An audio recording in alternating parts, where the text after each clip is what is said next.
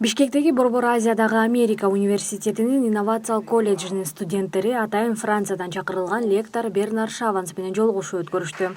Ал жаш студенттерге өзүнүн тажрыйбасы менен бөлүшүп, Орусия, Борбор Азия жана Кытайдагы экономикалык системанын эволюциясы акыркы 3-10 жылдыктын негизинде талдоо аталышындагы лекция өттү.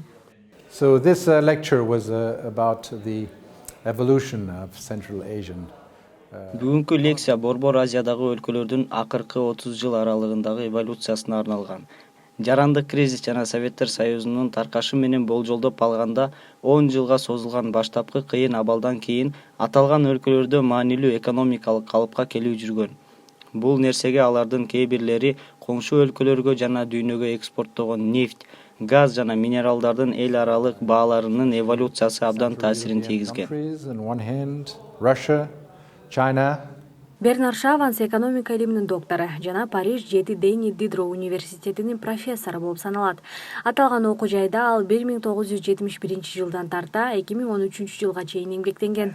Ошондой эле ал социалдык динамика жана мейкиндикти реконструкциялоо лабораториясынын өкүлү. Жехми изилдөө борборунун жана глобализация институттар тарых магистратурасын жетектеген. Жогорку изилдөө мектебинде социалдык илим жаатында 1979 жылдан тарта эмгектенет. Советтик экономикалык система, социалисттик системанын аягы, Маркс жана капитализм жана башка көптөгөн эмгектердин автору. Биз көп нерсени үйрөнүшүбүз керек. Түрдүү фактыларды издеп, алардын маанисин талдап, билимди жогорулатып, жашоодогу көйгөйлөрдү, өлкөнүн көйгөйүн чечүүнүн жолдорун табууга аракеттениш керек. Ошондой эле критикалык ой жүгүртүүнү сактоого чакырам.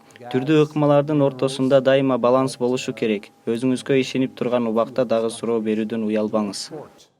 To their neighbors and to the world economy. Инновациялык колледжде чет өлкөдөн чакырылган, анын ичинде дүйнөгө таанымал коноктордун келиши кадимки көрүнүш.